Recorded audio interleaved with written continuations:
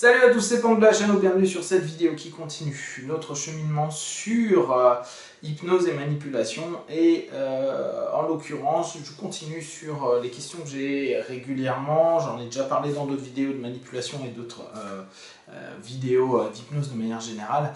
Là les derniers thèmes, vous souvenez-vous, c'était basé sur le principe de est-ce qu'on peut faire changer une personne, le faire redevenir comme avant, etc. Là, une autre question qui nous arrive souvent, c'est est-ce que je peux faire ce que je veux à n'importe qui? Et en l'occurrence, là, on va prendre une sémantique qui est très spécifique, c'est est-ce que je peux faire quelque chose à une personne qui ne veut pas, une chose qu'une personne ne veut pas, d'accord. La sémantique est importante parce que là, on va parler de volonté. Or, d'ordinaire, un hypno, on va vous dire très sincèrement, parce que vraiment c'est ce qu'on croit, on ne peut pas faire ce que tu ne veux pas. Et il y a une notion qui est, c'est pas du marketing, c'est pas de la vente, c'est une réalité factuelle. Ce que tu ne veux pas faire, je ne peux pas te le faire faire. Maintenant, un des points hyper intéressants, et là c'est pour ça que la sémantique a de l'importance dans ce que je vais vous exprimer, vouloir ou la volonté sous-entend que la personne sait ce qu'elle veut et qu'elle a la volonté de l'avoir ou de ne pas l'avoir, mais il y a une volonté. Or, la plupart du temps, les personnes ne savent pas ce qu'elles veulent. C'est très important là comme élément pour comprendre le concept de manipulation et le concept d'orientation de la psyché vers quelque chose. Je vous disais sur les deux dernières vidéos là où on parlait des personnes qui peuvent se faire laver le cerveau et après il est difficile de les faire à nouveau changer parce que justement ils veulent quelque chose, obtenir un paradis, obtenir des récompenses, obtenir plein de choses, donc ils sont dans un système endoctriné. Donc, au bout d'un moment, on leur a dit ce qu'ils voulaient.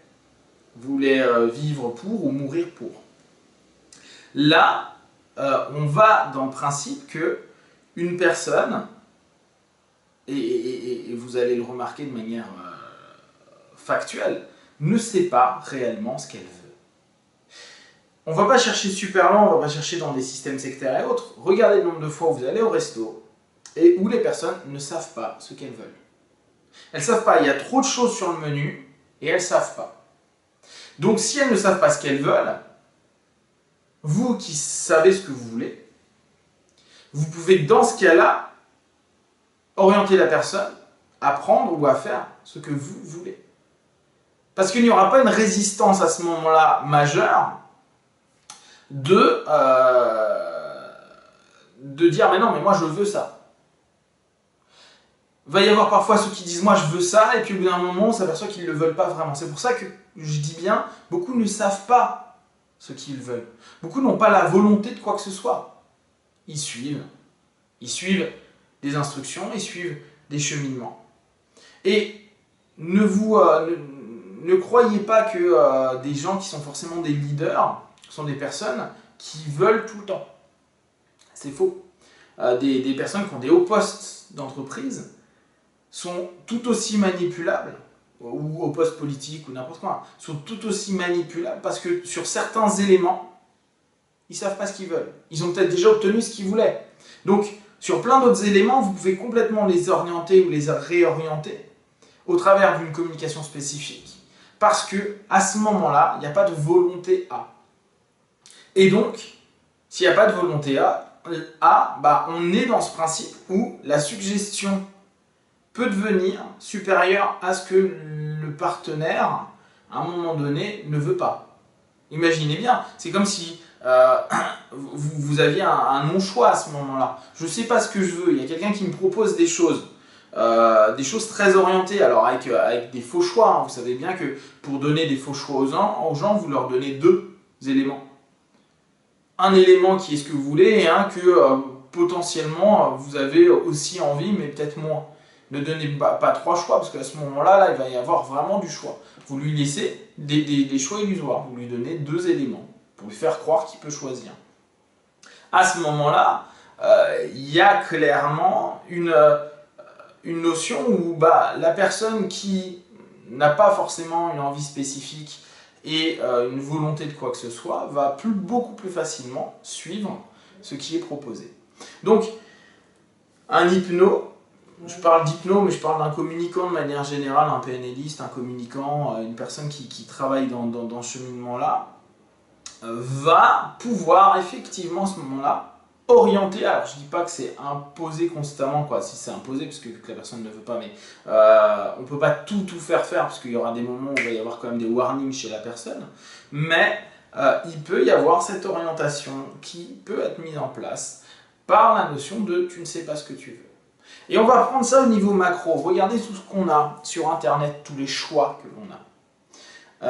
Et observez, par exemple, sur les choix internet, le nombre de sites où vous allez constamment et les autres où vous n'y allez jamais. Et au quotidien, vous allez toujours vers les mêmes choses. Donc vous ne savez pas ce que vous voulez ailleurs. Vous savez ce que vous avez déjà et vous êtes dans un confort. Mais quand il y a plein de choix, au bout d'un moment, on est perdu. Or, la grandeur d'Internet, d'un point de vue purement manipulatoire, c'est de donner plein de choix et tellement de choix que les gens ne savent plus ce qu'ils veulent. Or, si on ne sait plus ce qu'on veut, et là on va monter d'un point de vue marketing ou politique, si vous ne savez pas exactement ce que vous voulez, c'est super facile, votre volonté elle va nulle part. Donc à partir de là, on peut beaucoup plus facilement orienter vers ce que vous avez peut-être pas besoin, mais dans lequel on va créer une envie. Et à ça, on va y associer une émotion. Et si on lit une non-volonté de quelque chose, parce que c'est neutre, vers quelque chose qu'on va créer une émotion qui va être positive et vous faire accorder ça, les uns avec les autres, ça va vous orienter vers quelque chose où vous avez l'impression que vous désirez, vous avez envie réellement et profondément d'une chose dont initialement vous n'aviez pas du tout volonté d'avoir ou de faire. Ce qui ramène aussi à la notion très hypno, très PNL, où on dit c'est bien de savoir ce que vous ne voulez pas, mais ça ne nous dit pas ce que vous voulez. Ce que vous ne voulez pas, quand on sait ce qu'on ne veut pas, il n'est pas dit qu'on n'aura pas ce qu'on ne veut pas.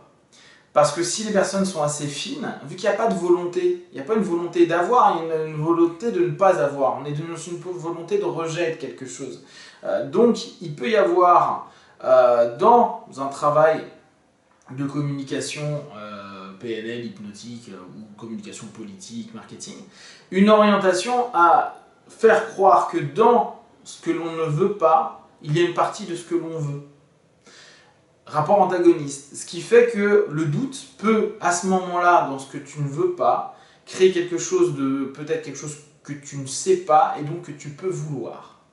Et réorienter, réamener une personne qui disait moi je veux absolument plus jamais prendre cette marque de voiture et se retrouver avec la marque de voiture. Parce que on a joué sur l'émotionnel, parce que à ce moment-là, vu qu'on ne savait pas forcément ce qu'on voulait, je veux surtout plus une voiture qui déconne tout le temps et surtout cette marque c'est de la merde. Ouais, mais ces nouveaux tests ont montré que, et puis en plus ta meilleure amie a blablabla, il y a plein de choses, tac, on va réussir à détourner la notion de volonté. Donc là on est dans une notion qui est hyper intéressante, qui est un hypno, un communicant ne peut pas vous faire ce qu'il veut, en tout cas ce que vous ne voulez pas, logiquement. Là, ma sémantique, elle est pas bonne. Tant que vous ne savez pas exactement ce que vous voulez, c'est très compliqué. Donc c'est plutôt là-dessus qu'il faut faire attention, parce que ma sémantique avant n'était pas bonne. Pensez bien, à partir du moment où vous n'êtes pas clair au niveau de ce que vous voulez, que vous n'avez pas une volonté orientée, il y a possibilité à un moment donné de vous réorienter, de vous manipuler, de vous donner des envies, des désirs, des croyances d'envie de désir d'ailleurs,